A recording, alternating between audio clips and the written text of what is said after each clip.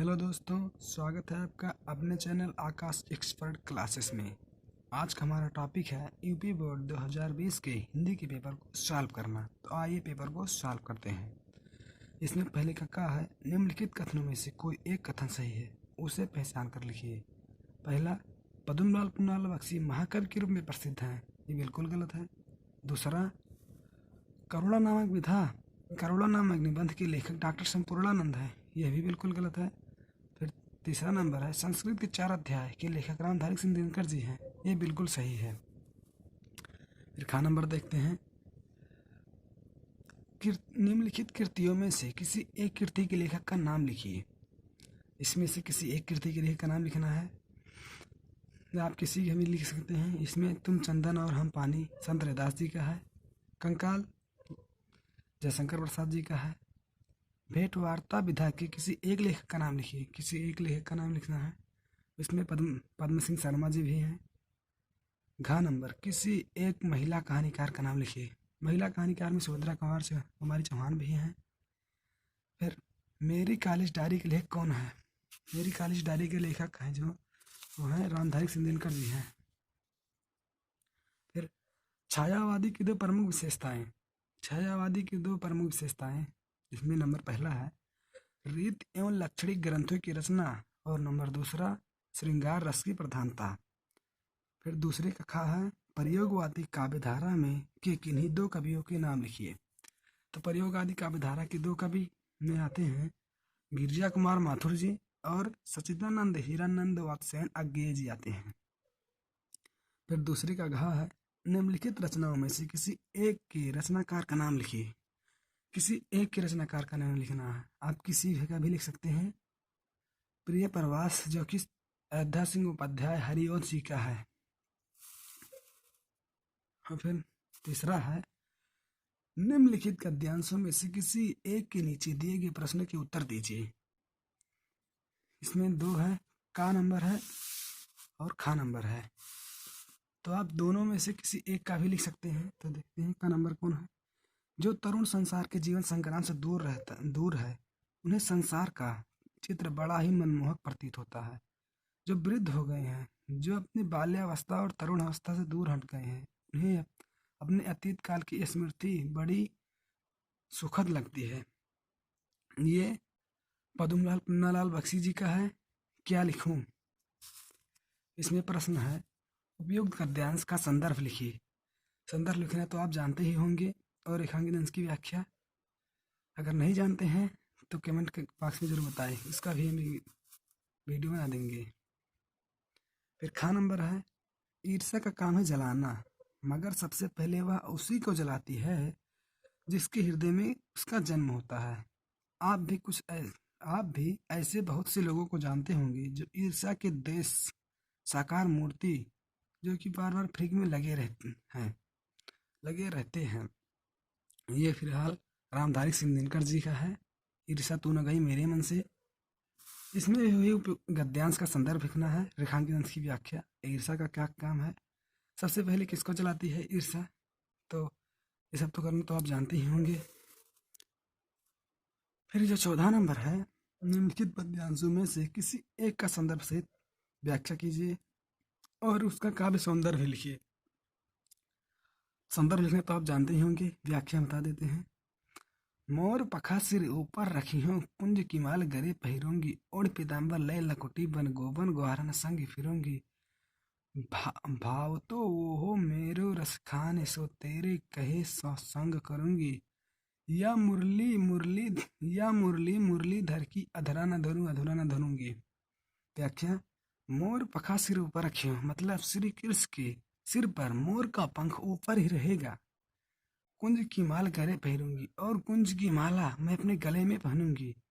ओढ़ पीताम्बर ले लकुटी, पीताम्बर को ओढ़कर और लकुटी को लेकर के, पीले वस्त्र को ओढ़ करके वन ग्वारन संग फिरूंगी, जंगल में ग्वाल बालों और गायों के साथ घूमूंगी।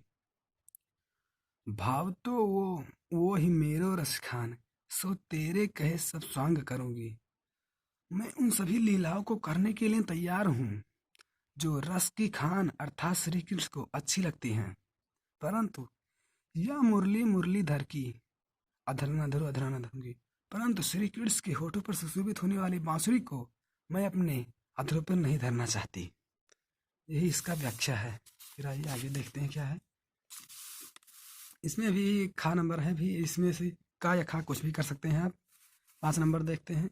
5 नंबर का है, निम्नलिखित लेखों में से किसी एक लेखक का जीवन परिचय दीजिए तथा उनकी एक रचना का नाम लिखिए। एक लेखक का जीवन परिचय देना है और उनकी एक रचना का नाम लिखना है। तो ये सब तो आप जानते ही होंगे। 6ठा नंबर देखते हैं, निम्नलिखित का संदर्भ सहित हिंदी में अनुवाद कीजिए।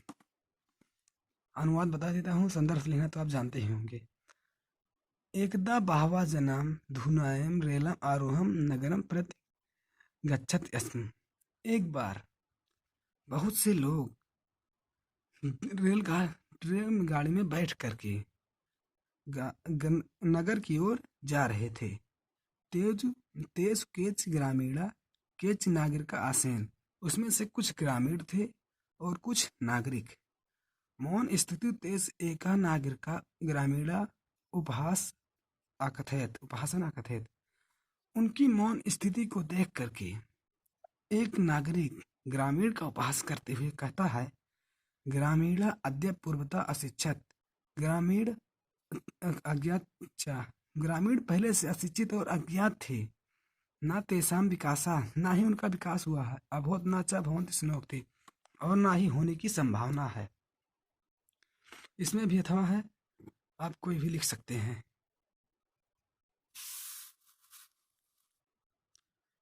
फिर 7वें का है, अपनी पाठ्य पुस्तक से कंठस्थ किया हो कोई एक श्लोक लिखिए जो इस प्रश्न पत्र में न आया हो।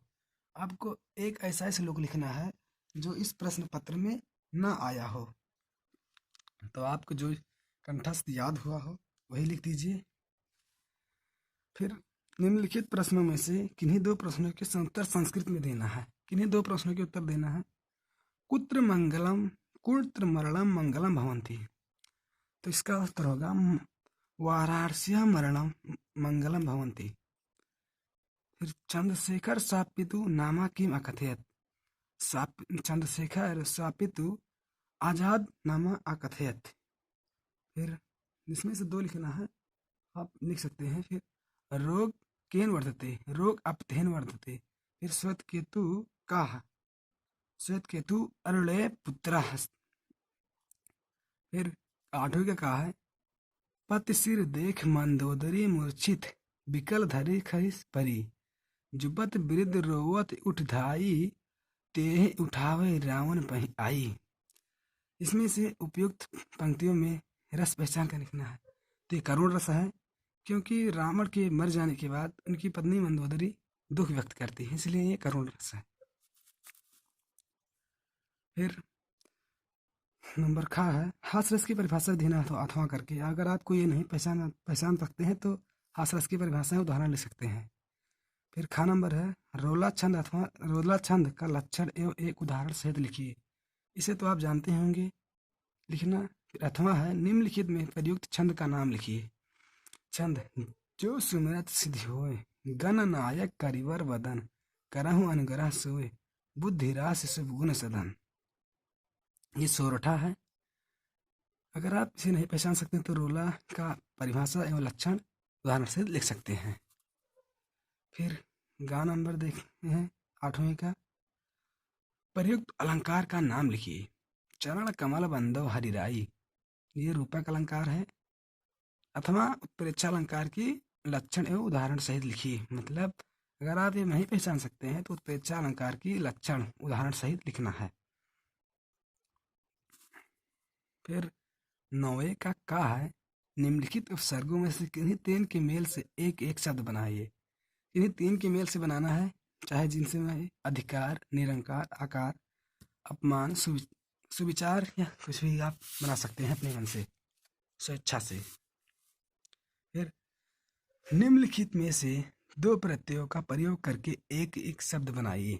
तो बनावट, सजावट, लिखावट, बचपन, वृद्धापन, पढ़ाई लिखाई, ता महत्व, पढ़त्व होता। फिर घ नंबर, निम्नलिखित में से किन्हीं दो का समास विग्रह कीजिए। समास विग्रह करना है। कुबुद्धि मतलब जिसका कुबुद्धि हो, बुरा बुद्धि, बुरी बुद्धि, ये कर्मधारय समास है। फिर नवग्रह, नवग्रहों का समाहार अर्थात द्विगु समास। दो करना है, आप चाहे जो कर सकते हैं, स्वतंत्र है इसके लिए। फिर घा, निम्नलिखित के दो तत्सम रूप लिखिए। कपूत का हो जाए कपुत्र, क्लेश माने क्लेश, माथा मस्तिष्क, मित्र, मित का मित्र हो सकता है। आप दो भी लिख सकते, दो ही लिखना है, दो ही लिख सकते हैं कोई भी। फिर निम्नलिखित किसी किन्हीं दो के पर्याय, दो दो पर्यायवाची लिखिए। इंद्र का देवेंद्र सुरेंद्र, फिर पत्थर का पाहन, ऐसे बिजली का दामिनी, तीर, बाण, कुछ भी आप लिख सकते हैं। इसे दो दो पर्यायवाची लिखना है। फिर 10वें का नंबर है, निम्नलिखित में से दो संधि कीजिए। दो का संधि करना है। तो पहला है मनु प्लस अंतर यानी मनुअंतर, ये यड़ संधि है। छोटा ऊ प्लस छोटा आ बराबर छोटा ऊ अर्थात यड़ संधि। अभि प्लस उदया अभ्युदया, ये है स्वर संधि। फिर तीसरा है महा प्लस औषधि महौषधि, ये भी स्वर संधि है। बड़ा आ प्लस औ बराबर औ, ये भी स्वर संधि है। फिर निम्नलिखित शब्दों के रूप षष्ठी विभक्ति बहुवचन के रूप में लिखिए। षष्ठी विभक्ति बहुवचन के रूप में लिखना है आपको। तो नदी का हो जाएगा नदी नाम, और मधु अथवा नदी मधु का, या नदी नदी का आप कोई भी लिख सकते हैं। फिर तद पुल्लिंग अथवा युष्मत स्त्रीलिंग होता है। तो युष्मत का होता है युष्माकम, युष्माकम। फिर निम्नलिखित में से किसी एक की धातु लकार एवं पुरुष तथा वचन लिखिए। तो पठत का हो जाएगा लट लकार है, वचन बहुवचन, और पुरुष मध्यम पुरुष। और आहस्तान का हो जाएगा लंग लकार, द्विवचन और प्रथम पुरुष। इन्हीं दो का एक का लिखना है, किसी का भी लिख सकते हैं। फिर निम्नलिखित में से दो वाक्यों का संस्कृत में अनुवाद कीजिए। इनमें से दो का करना है सदा सत्य बोलो, सर्वदा सत्य अकुर्वन्। दान से कीर्ति बढ़ती है, दानेन कीर्ति वर्धते। नंबर 11 है। निम्नलिखित विषयों में से किसी एक विषय पर निबंध लिखिए। निबंध लिखना है भ्रष्टाचार कारणीय निवारण, जल ही जीवन है, मेरी प्रिय पुस्तक, रामायण, या चाहे जो आपकी प्रिय पुस्तक हो लिख सकते हैं, सदाचार। निबंध लिखना तो आप जानते होंगे, नहीं जानते हैं तो कमेंट बॉक्स में जरूर बताइए। मुक्त दूत, अपने पठित खंड काव्य के आधार पर निम्नलिखित प्रश्नों में से किसी एक प्रश्न का उत्तर दीजिए। खंड काव्य है, वैसे हर जिला में अलग अलग खंड काव्य लगता होगा। बस्ती में इस समय मुक्तिदूत है, इस तरफ भी खंड काव्य ही है। तो पेपर सॉल्व हो गया। अगर ये वीडियो आपको अच्छा लगे तो चैनल को सब्सक्राइब करें और बेल आइकन को दबाना ना भूलते हैं। तो मिलते हैं अगली वीडियो में। Thanks for watching.